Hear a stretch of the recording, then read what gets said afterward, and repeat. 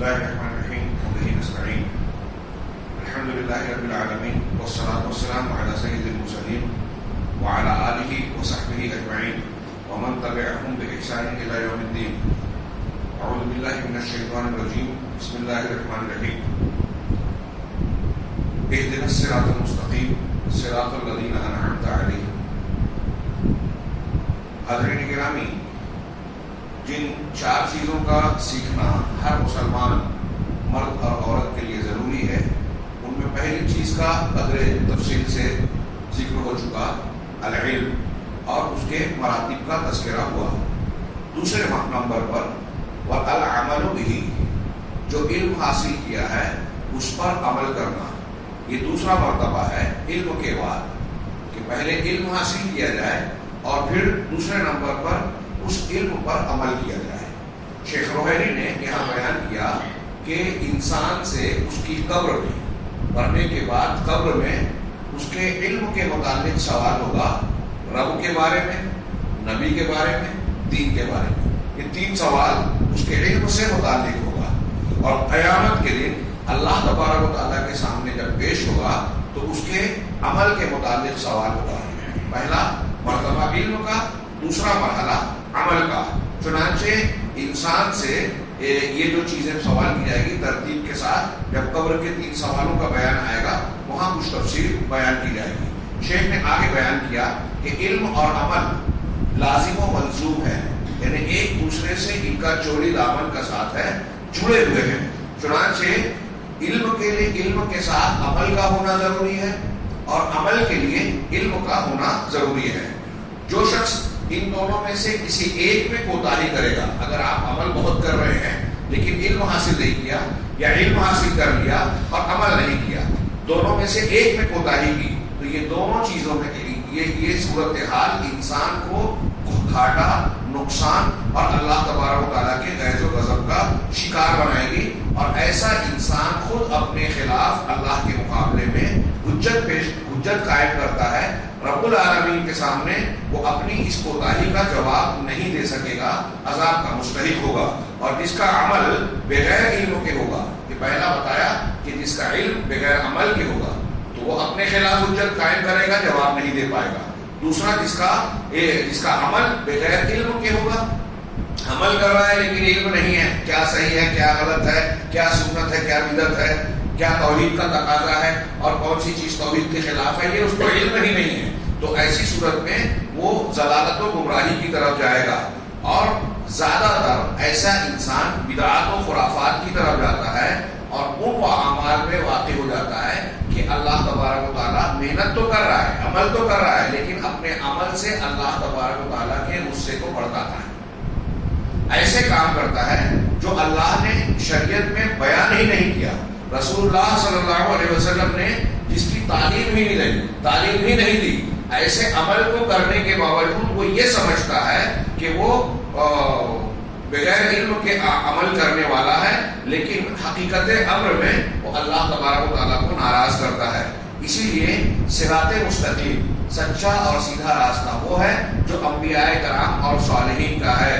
اور انبیاء اور صالحین کا عمل کیا ہے، سیدھا راستہ کیا ہے؟ وہ علم اور عمل دونوں کو ساتھ ساتھ لے کر چلنا. وہ طریق الموصل الی اللہ، کہنا ہے کہ الی اللہ، یہی اللہ تبارک و تعالیٰ کی حقیقت میں رضامندی کو حاصل کرنے کا راستہ ہے. بہت اہم بات ہے. علم کے بغیر بھی عمل کرنا انسان کے لیے نقصان دہ ہے، اور عمل کے بغیر علم انسان کے لیے خود اس کے خلاف حجت ہے. اسی لیے تمام امتوں میں جو امتیں ہیں یا لوگ ہیں، افراد ہیں، وہ اس معاملے میں تین قسموں میں بٹتے ہیں. ایک تو دو کناروں پر ہے، افراد اور تفرید والے، اور ایک درمیانی ہے. پہلا گروہ افراد و تفرید والا وہ ہے جن کے پاس علم ہے لیکن عمل نہیں کیا. علم ہے، عمل نہیں کیا. ایسے لوگوں پر اللہ غضبناک ہوا، مغضوب علیہم بنے. اور یہ یہود ہیں. ان کی بہت واضح مثال قرآن و حدیث میں یہود کے تعلق سے بیان کی گئی ہے. ان کے پاس علم تو تھا لیکن عمل نہیں کرتے تھے. اللہ کے نبی صلی اللہ علیہ وسلم کے بارے میں جان گئے تھے کہ یہ وہی نبی ہے جن کے بارے میں ہمارے یہاں پیشین گوئیاں ہیں، خبریں ہیں، اپنی کتاب پر ایمان کا اگر سچا دعویٰ ان کا ہوتا تو کتاب پر ایمان لانے کا تقاضا تھا کہ قرآن اور محمد رسول اللہ صلی اللہ علیہ وسلم کو مان لیتے، لیکن علم ہونے کے باوجود انہوں نے عمل نہیں کیا۔ اب چاہے یہ ان کا علم ہوتے ہوئے عمل نہیں کرنا یہ کئی شکلوں میں ہوتا ہے۔ ایک تو یہ ہوتا ہے کہ کلی طور سے عمل نہ کریں، ہاں کلی طور سے ایک چیز کو جانتے ہوئے کہ یہ حق ہے اس کی مخالفت کر رہے ہیں، کلی طور سے اعراض کر رہے ہیں۔ کیسے؟ مثال کے طور پہ انبیاء کرام علیہ السلام کو قتل کرنا یہود کا ایک عمل ہوا، کئی انبیاء کو انہوں نے قتل کیا، یہ جانتے ہوئے کہ یہ اللہ کے نبی ہیں پھر بھی ان کو قتل کیا، یہ کلی اعراض ہوا۔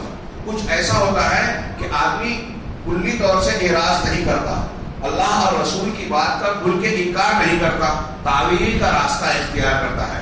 جیسے مثال کے چنانچہ جس چیز کا انہیں علم ہے اس کی تعویل کرتے ہیں اس انداز میں کہ اپنی خواہشات کے مطابق وہ حکم ہو جائے۔ قرآن و حدیث کا یا شریعت کا ایک حکم ہے، اس کے معنی اور مفہوم کو توڑ مروڑ کر اس طرح بیان کرتے ہیں جیسے جو اپنی خواہشات کے موافق ہو جائے، شرعی طور پر جو اس کا معنی اور مفہوم ہوتا ہے اس طریقے پر اسے نہیں مانتے۔ آگے یہود کی مثال دے رہے ہیں، اس سے پہلے میں کہوں جیسے مثال کے طور پہ آج ہمارے یہاں سود حرام ہے، سب جانتے ہیں، لیکن اب سودی لین دین بینکنگ کا کاروبار جو چل رہا ہے اس کو جائز بنانے کے لیے مختلف تعویلات کی جاتی ہیں، مختلف عذر بیان کیا جاتا ہے۔ مسلمان ترقی نہیں کر پائے گا، یہ وہ سود نہیں ہے، اللہ کے رسول صلی اللہ علیہ وسلم کے زمانے میں سود کے لین دین کا جو طریقہ تھا آج کا جو ہے یہ دونوں میں فرق ہے، یہ منافع ہے، یہ ایسا ہے، یہ ویسا ہے، دنیا کی تعویلات۔ تو تعویل کر کے اللہ کے حرام کی ہوئی چیز کو حلال کیا جاتا ہے۔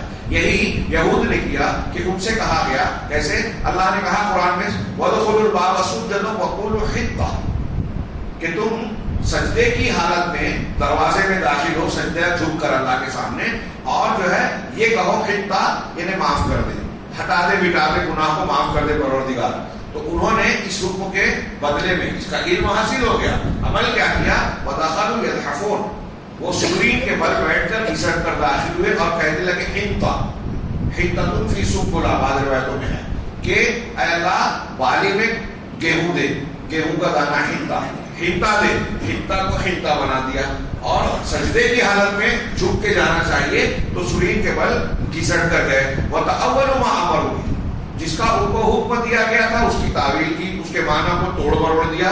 چنانچہ حقیقت میں بظاہر وہ یہ کہہ رہے ہیں کہ اللہ نے جو حکم ہم کو دیا ہم کو کر رہے ہیں، لیکن حقیقت میں انہوں نے عمل نہیں کیا۔ اسی طریقے سے کیوں عمل نہیں کیا؟ اس لیے کہ انہوں نے حکم جس طرح کا اللہ نے انہیں حکم دیا تھا اس طریقے پر عمل نہیں کیا، بلکہ اپنی جانب سے اس کو ایک معنی پہنا کر اس کی تعویل کر کے اس کو اختیار کیا۔ یہ دوسری شکل ہے انکار کرنے کی، عمل نہ کرنے کی۔ تیسری شکل عمل نہ کرنے کی یہ ہے کہ جس چیز کا حکم دیا جا رہا ہے اس میں ہیلے بہانے اختیار کیے جائیں۔ جیسے مثال کے طور پہ یہاں بیان کیا کہ یہود کو سنیچر کے دن مچھلی کا شکار کرنے سے منع کیا گیا، ساحل البحر کے پاس سورہ بقرہ میں اس کا اس اختصار کے ساتھ ذکر ہے، اور سورہ اعراف میں قدر تفصیل سے ان کو سنیچر کے دن کہا گیا تھا مچھلی نہ مارو۔ تو انہوں نے کیا کیا کہ جمعہ کے دن اپنے جال کو ڈالتے، جمعہ کے دن جال نصب کر دیتے جس میں مچھلیاں پھنسے، اور اسے سنیچر کے دن مچھلیاں پھنستی اور اسے اتوار کے دن نکالتے، اور کہتے کہ ہم نے سنیچر کے دن شکار کیا ہی نہیں۔ اس طرح ہیلے سے اللہ تبارک و تعالیٰ نے جو منع کیا تھا اس کی خلاف ورزی کی، ہیلا بہانہ اختیار کر کے۔ یہی نہیں، ایک اور مثال دی کہ اللہ تبارک و تعالیٰ نے یہود پر جانوروں کی چربی کو حرام کیا، لیکن انہوں نے کیا کیا کہ چربی ہم نہیں کھاتے، ٹھیک ہے حرام ہے، چربی کو پگھلایا، چربی، اور پھر پگھلا کر اس کو بیچا اور اس کی قیمت کو کھایا، اور کہا کہ ہم نے اللہ کے حکم کے مطابق چربی کو استعمال نہیں کیا۔ یہ اس طریقے سے انہوں نے ہیلے اختیار کیے۔ یہ بھی کہہ رہے ہیں کہ حقیقت امر میں انہوں نے اپنے علم کے مطابق عمل نہیں کیا۔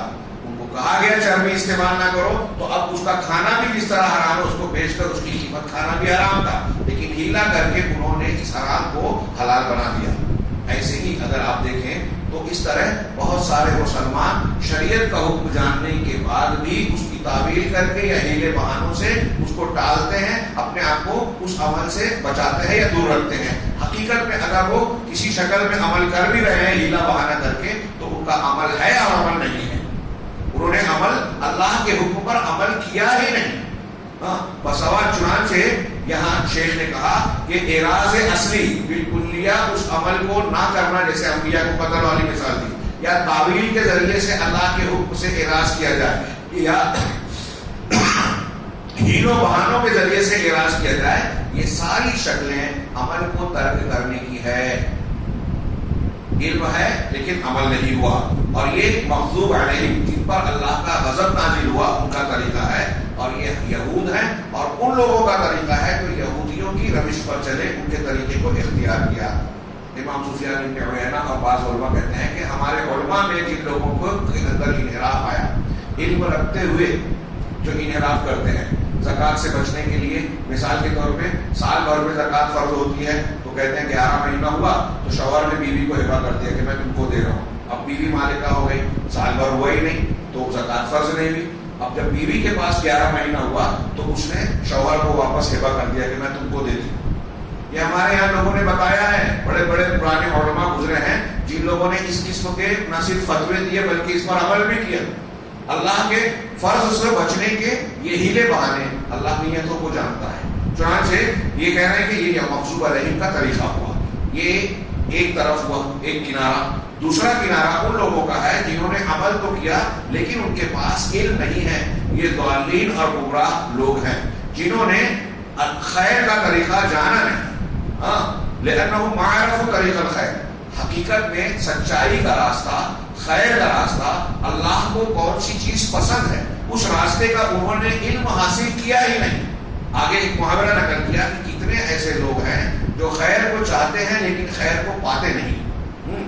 لیکن اللہ جو شخص اپنے نبی علیہ السلام کی پیروی نہیں کرتا، جس زمانے کا انسان گزرا اس زمانے میں جس نبی کی دعوت اور تعلیمات تھی، اپنے نبی کی تعلیم کو جس نے نہیں جانا تو وہ گمراہ ہو جاتا ہے اور بدبخت ہو جاتا ہے اور خیر سے محروم رہتا ہے، خیر کو بھلائی کو نہیں پاتا. اس لیے کہ دنیا میں جو بھی خیر بھلائی اور کامیابی کی بات ہے، اللہ سے اجر و ثواب ملنے کی توقع جس پر ہے، وہ انبیاء کے طریقے سے ہی انسان کو حاصل ہوتا ہے. اور یہ جو مثال دے رہے ہیں کہ جن لوگوں نے عمل تو کیا لیکن علم سے دور رہے اور پھر گمراہی میں پڑ گئے، انبیاء کے راستے سے ہٹ کر نیکی محنت کر رہے ہیں، تو ایسے لوگوں کی واضح مثال نصارہ ہے. کیونکہ انہوں نے عمل تو کیا لیکن عمل میں اکثر و بیشتر علم نہیں رکھتے تھے، عامل تھے، اپنے آپ کو تھکاتے تھے، بہت روتے دھوتے تھے، ان کے چہرے پر خضوع ہوتا تھا، لیکن وہ بغیر علم کے عمل کرتے تھے، لہذا ضالین. انہوں نے کہا ان کی بغیر علم کے عمل کرنے کی مثال میں سے قرآن نے جس کو بیان کیا ایک رہبانیت ہے. رہبانیت کیا ہے؟ دنیا سے لا تعلقی، درویشی اختیار کر لینا، جیسے جس کی مثال آج مسلمانوں میں اہل تصوف کی ہے. خانقاہیت اختیار کر لینا، دنیا کے علائق سے کٹ جانا، بیوی بچوں کے حقوق ادا نہیں کر رہے ہیں، معاش اور کسب حلال کے لیے کوشش نہیں کر رہے ہیں، اور دوسری تعلیمات جو دنیا کے فرائض اور واجبات ہیں، حقوق ہیں، ان سے بھاگ کر کٹیا میں بیٹھ گئے اور ذکر و اذکار کے نام پر تزکیہ اور مختلف قسم کا ایسا کام کر رہے ہیں جو شریعت کی بتائی ہوئی تعلیم کے خلاف ہے. بظاہر وہ نیکی کر رہے ہیں لیکن وہ نیکی نہیں ہے، اس لیے کہ وہ علم کے خلاف ہے، نبی کے طریقے کے خلاف ہے. ایسے ہی انہوں نے رہبانیت اختیار کی، دنیا سے لا تعلق کی. اللہ تبارک و تعالیٰ نے تو کیسے کہ انہوں نے آدمی جو ہے وہ شادی نہیں کرتا، نہ عورت شادی کرتی. نصارہ کو دیکھ لیجیے، ان کے یہاں جو پادری ہوتا ہے، ان کے یہاں جو نن ہوتی ہیں، جو چرچ کی کلیسا کی خادمائیں ہوتی ہیں، ان کے لیے شادی کرنا حرام ہے. ان کے لیے یہ بھی حرام ہے کہ وہ کسی دوسرے مرد کے سامنے اپنے جسم کا کوئی حصہ کھولیں یا وہ ان کو مس کرے، چھوئے. اور عجیب و غریب تضاد ہے ان کے یہاں. پادری کے لیے پرانے علماء میں سے ایک آدمی نے بادشاہ کے سامنے پادری سے پوچھا کہ آپ کے بال بچے کیسے ہیں؟ تو بادشاہ نے کہا کہ ارے آپ اتنے بڑے عالم ہیں، مسلمان ہیں، ٹھیک ہے، لیکن یہ تو جانتے ہیں نا کہ پادریوں کے لیے نکاح کرنا حرام ہے. تو انہوں نے سوال کیا شاید امام باقی لانی کا ہے. بولے اچھا حرام ہے؟ آپ لوگ بھی عجیب ہے، اللہ تبارک و تعالیٰ کی بیوی اور بیٹا بنا دیا اور پادریوں کو جو ہے شادی سے کاٹ دیا. تو انسان کی ضرورت ہے. وہ کہتے ہیں نا حضرت عیسیٰ علیہ السلام اللہ کے بیٹے ہیں، حضرت مریم علیہ السلام کو گویا بیوی کے مقام پر رکھ دیا. تو آپ نے اللہ کے ساتھ جوڑا بنا دیا جبکہ اللہ کو اس کی کوئی ضرورت نہیں ہے، اللہ اس سے پاک اور برتر ہے. اور یہ جو انسان ہے ان کو شادی سے محروم کر دیا جبکہ ان کی ضرورت ہے، ان کی خواہش اور فطرت کا طریقہ ہے، یہ انہوں نے بغیر علم کے شریعت بنائی، چنانچہ بلا وجہ کی پابندی اپنے اوپر اختیار کر لی۔ انہوں نے رہبانیت کو بطور بدعت اختیار کیا، اللہ تبارک و تعالیٰ نے ان پر یہ چیز فرض نہیں کی تھی، وَلَكِنَّهُمْ اتَّبَعُوا فِيهَا أَهْوَاءَهُمْ، انہوں نے اس معاملے میں اپنی خواہش کی پیروی کی بغیر علم کی، بغیر علم کے۔ آپ قرآن میں بار بار ایک جملہ پائیں گے کہ وہ لوگ اپنی خواہشات کی پیروی کرتے ہیں۔ خواہشات کی پیروی، اس کا مختصر سا کی وضاحت ہم یہ کر سکتے ہیں اہل علم کی زبان میں کہ قرآن و حدیث سے کوئی بھی شخص ہٹ کر اگر کوئی چیز اختیار کرتا ہے تو وہ اتباع ہوا کر رہا ہے۔ قرآن و حدیث سے ہٹ کر کوئی چیز کو اختیار کر رہا ہے تو وہ جاہلیت ہے۔ قرآن و حدیث کی مخالفت کر کے کوئی آدمی کوئی عمل کر رہا ہے تو وہ فساد ہے۔ قرآن و حدیث اللہ تبارک و تعالیٰ کی شریعت ہے، چنانچہ انہوں نے جو ہے رہبانیت میں اپنے بغیر علم کے اپنی خواہشات کی پیروی کی، نتیجے میں گمراہی میں پڑ گئے۔ اسی طریقے سے ان کی ایک گمراہی یہ تھی کہ روزوں کے سلسلے میں انہوں نے گمراہی والا غلط راستہ اختیار کیا۔ آگے انہوں نے بیان کیا کہ اہل علم بیان کرتے ہیں کہ نصارہ پر بھی سال میں 30 روزے فرض تھے، انہوں نے 30 کو 50 بنا دیا، چنانچہ انہوں نے بغیر علم کے یہ عمل شروع کر دیا۔ اسی طریقے سے ان کا روزہ گرمی کے موسم میں آتا تھا، جب اوپر شاد گزرتا تو وہ کہتے کہ ہم گرمی میں ٹھیک ٹھاک عمل نہیں کر پاتے، لہذا روزوں کی یہ گنتی ہم اس طرح سے کرتے ہیں کہ 2 موسموں میں گرمی اور سردی میں بڑھ جائے۔ چنانچہ انہوں نے تعداد کے سلسلے میں بھی شریعت کی مخالفت کی، 30 کو 50 بنا دیا، اور جو مقررہ دن تھے اس کے سلسلے میں بھی انہوں نے تبدیلیاں کر دی۔ اس طریقے سے انہوں نے راستہ بدل دیا، بغیر علم کے عمل کیا، نتیجے میں گمراہ ہو گئے اور قابل مذمت ہو گئے۔ یہ 2 طریقہ ہے ہمارے سامنے، بہت واضح، چھوٹی موٹی بات نہیں ہے۔ ایک علم کے بغیر عمل کرنے والا، ایک عمل کے بغیر علم کرنے والا۔ امت محمدیہ میں مختلف فرقوں کو آپ دیکھیں گے تو جو گمراہیاں، بدعتیں، خرافات اور قرآن و حدیث کی مخالفتیں پائی جاتی ہیں، انہی 2 میں سے ایک وجہ نظر آئے گی۔ یا تو لوگ بغیر علم کے فضائل پر، ہمارے گرد گرد بہت سارے لوگ ایسے فضائل بیان کرتے ہیں جو قرآن و حدیث میں ہے ہی نہیں، ثابت ہی نہیں ہے، جھوٹی روایتیں، من گھڑت روایتیں، قصے کہانیاں، ایسے بہت ساری چیزیں ہیں۔ اس سے عقیدے بھی ثابت کرتے ہیں، اعمال بھی ثابت کرتے ہیں، اور بہت ساری عبادتیں اختیار کر لی۔ میں نے اس سے پہلے کہا تھا عصر بعد کے درس میں کہ ابھی رمضان ہم چل رہا ہے، دیکھیے ہمارے یہاں پڑھاتے ہیں، میں نے سنا یہاں بھی مسجد میں کہ روزے کا وقت شروع ہو رہا ہے تو اب آپ روزے کی نیت کیجیے۔ روزے کی نیت نوئی تو کیا ہے، وہ اصوم و غد لک ہمارے یہاں پڑھاتے ہیں، یہاں الگ الفاظ ہوتے ہیں کیونکہ یہ میڈ ان انڈیا ہے، اللہ کے رسول کی بتائی بھی نہیں ہے تو ہر جگہ کچھ نہ کچھ عدم چھید ہو سکتا ہے۔ اور میں نے کہا وہاں روزہ آج کا رکھ رہے ہیں اور جملہ کیا بولتے ہیں، اصوم و غد لک، کل میں روزہ رکھوں گا۔ آج کے روزے کے شروعات کر رہے ہیں اور کل کی نیت کر رہے ہیں، یہ خود اس بات کی دلیل ہے کہ یہ اللہ کے رسول کی بات ہو ہی نہیں سکتی۔ یہاں نیت دل کے ارادے کا نام ہے۔ کوئی دعا یا جو الفاظ ہمارے یہاں پڑھے جاتے ہیں دنیا کی کسی حدیث کی کتاب میں آپ کو نہیں ملے گی۔ کہاں سے آئی؟ ایجاد بندہ، یہ بغیر علم کے عمل ہوا۔ آپ کر رہے ہیں اگر اس پر عمل تو آپ گمراہی کا کام کر رہے ہیں۔ اسی طریقے سے افطار کرنے کی دعا اللہ کے رسول صلی اللہ علیہ وسلم نے جو ثابت اللہم لک صمت وعلی رزقک افطر، تو یہ بھی ضعیف ہے۔ کچھ لوگوں نے، کچھ علماء نے حسن درجے کی کہا، لیکن اس میں بھی اضافہ کر دیا، اس میں بھی اضافہ کر دیا۔ تراویح کی 4 رکعت کے بعد تسبیح تراویح کے نام پر کچھ عبادتیں پڑھی جاتی ہیں، وہ بھی ثابت نہیں ہے۔ یہ میں نے رمضان سے متعلق 2-3 مثالیں دی۔ ایسے کتنی دعائیں، کتنے فضائل کے اعمال، فضائل اعمال ہیں جن کو لوگ بیان کرتے ہیں، عمل کرتے ہیں، اور کچھ لوگ نصاب بتاتے ہیں کہ فلاں چیز کا نصاب کر لو تو آپ کو اتنا ثواب ملے گا، آپ کی اتنے گناہوں کی بخشش ہوگی، اتنے فرشتے آپ کے لیے مغفرت اور رحمت کی دعائیں کرتے رہیں گے، جبکہ ان کا کوئی پتہ ٹھکانا صحیح حدیثوں سے، بنیاد اور مضبوط سندوں سے ہے ہی نہیں، قابل قبول روایتیں ہے ہی نہیں۔ ایک طرف یہ نظر آئے گا، دوسری طرف یہ نظر آئے گا، جیسے میں نے ابھی زکوٰۃ والی مثال دی نا، ایسے ہی آپ دیکھیں گے سود کے معاملے میں ہمارے یہاں کھینچ تان کرتے ہیں، بیوی بچوں کو یا بیٹیوں کو بہنوں کو وراثت میں حق دینے کی بات آتی ہے تو وہ گھما پھرا کے مفتی صاحب سے سوال پوچھتے ہیں کہ نہیں ایسا نہیں ایسا ہے، ایسا نہیں ایسا ہے. مطلب چاہتے یہ ہیں کہ ہم سوال اس طرح کریں کہ مفتی صاحب جواب ہمارے حساب سے دیں، اور پھر لوگوں کو بتائیں کہ دیکھیے میں نے مفتی صاحب سے پوچھا ہے، مفتی صاحب نے جواب دیا، میرے حق میں دیا ہے. تو مقصد یہاں پوچھنا نہیں ہے، مقصد اپنے حق میں فیصلہ کروا کے اپنے آپ کو بھی دھوکہ دینا ہے، دوسروں کو بھی. اللہ آپ کی ہماری نیتوں کو جانتا ہے. یہ دو تین مثالوں میں آپ غور کر سکتے ہیں. یہ دونوں گمراہی ہے، علم کے بغیر عمل کرنا، عمل کے بغیر علم کرنا، اس علم اختیار کرنا. لہذا پہلا مرتبہ جو ہم کو سیکھنا ہے وہ علم ہے، دوسرا عمل ہے. چنانچہ ان دونوں کے بیچ میں درمیانی طریقہ جو ہے وہ صحیح ہے اور وہی صراط مستقیم ہے. یہ انبیاء کا طریقہ ہے، ان کے متبعین کا طریقہ ہے جو انبیاء کے طریقے پر چلتے رہے. اور ان کا طریقہ کیا ہے؟ علم اور عمل دونوں کو ساتھ ساتھ دینا.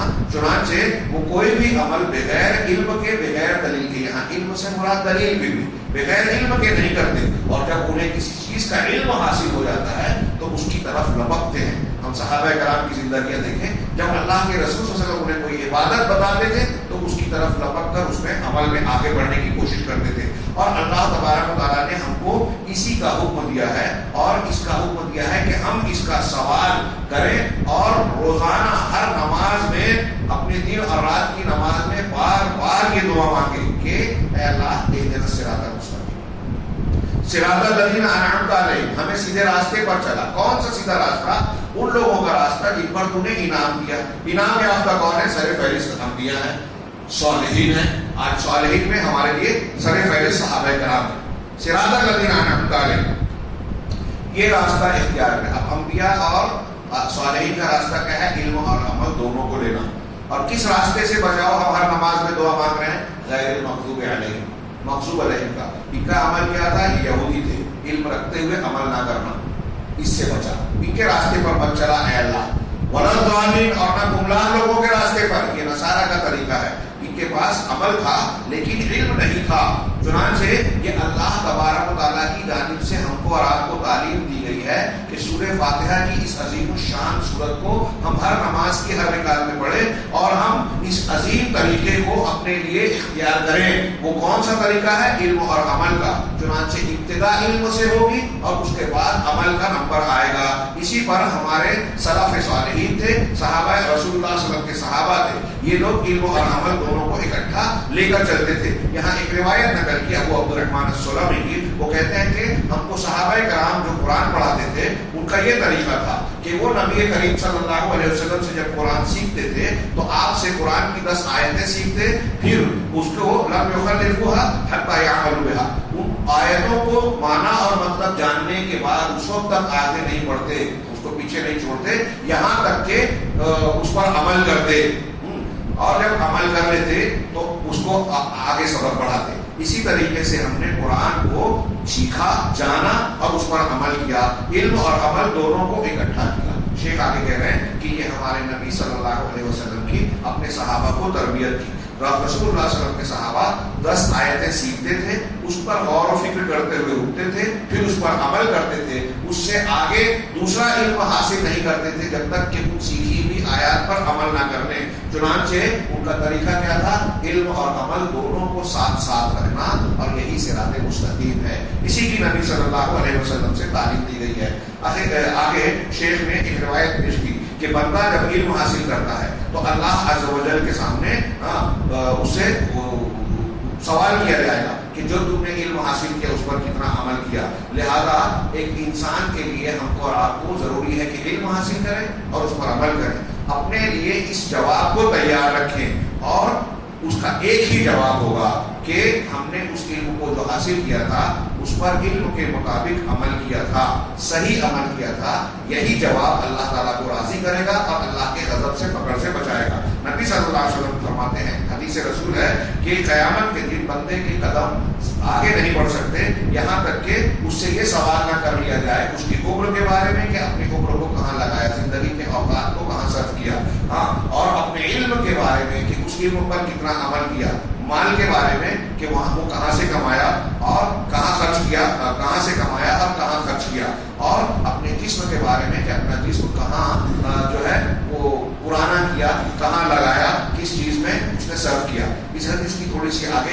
تشریح کی ہے کہ دیکھیے کتنی اہم بات ہے کہ قیامت کے دن ان چیزوں کا ان سوالوں کا جواب دیے بغیر انسان آگے نہیں بڑھ سکتا. اور ان میں ایک سوال یہ ہے کہ آپ نے جو علم حاصل کیا، جو سیکھا، اس پر کتنا عمل کیا.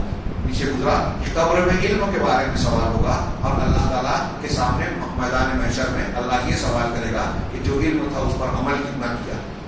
اس کے پیچھے یہ کہا کہ اسی لیے ابو درداء رضی اللہ تعالیٰ نے ایک صحابی ہے، وہ کہتے ہیں کہ میں اس پروردگار سے اس بات سے ڈرتا ہوں کہ قیامت کے دن لوگوں کے سامنے مجھے بلائے اور کہے یا عویمر، ان کا نام تھا عویمر، تو میں کہوں لبیک ربی، پروردگار میں حاضر ہوں. تو وہ مجھ سے کہے گا کہ ما عملت فیما علمت، جو تو نے علم حاصل کیا تھا اس پر تو نے کیا عمل کیا تھا.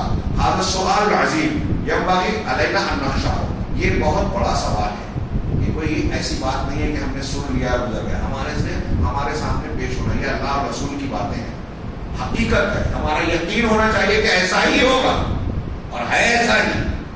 تو ہم کو اس سے ڈرنا چاہیے اور کوشش کرنا چاہیے کہ قیامت کے دن ہم صحیح جواب دے سکیں. علم نافع وہی ہے جو عمل کے ساتھ ہو، اور وہ علم جو عمل سے خالی ہو وہ علم نافع نہیں ہے، بلکہ وہ انسان کے لیے وبال ہوگا. اللہ کے نبی صلی اللہ علیہ وسلم کی دعا تھی، کئی دعاؤں میں سے ایک دعا، اللہم انی اعوذ بک من علم لا ینفع، اے اللہ میں تیری پناہ میں آتا ہوں ایسے علم سے جو فائدہ نہ دے. دوسری حدیثوں میں کہ میں تجھ سے علم نافع مانگتا ہوں، تو جو علم نافع نہ ہو اس سے میں تیری پناہ مانگتا ہوں، وہ علم دے جو فائدے نہ دے. تو علم کون سا نفع نہ دینے والا ہے؟ اگر علم ہو اور آدمی عمل نہ کرے تو یہ انسان کے لیے نقصان دہ ہے. کیسے نقصان دہ ہے؟ اللہ کے رسول صلی اللہ علیہ وسلم کی ایک حدیث ہے کہ جب معراج پر گئے اس رات جب اسرا ہوا تو اللہ کے نبی صلی اللہ علیہ وسلم جہنم میں ایک ایسی قوم سے گزر ہوا کہ انہیں آگ کی کینچی سے ان کے ہونٹ کاٹے جا رہے تھے. اور جب کاٹ لیے جاتے تو پھر سے ان کا ہونٹ آ جاتا. جبرائیل سے سوال کیا کہ یہ کون لوگ ہیں؟ تو کہا آپ کی امت کے خطبہ ہیں، جو وہ بات کہتے تھے جس پر عمل نہیں کرتے تھے. اللہ ہمیں بچائے.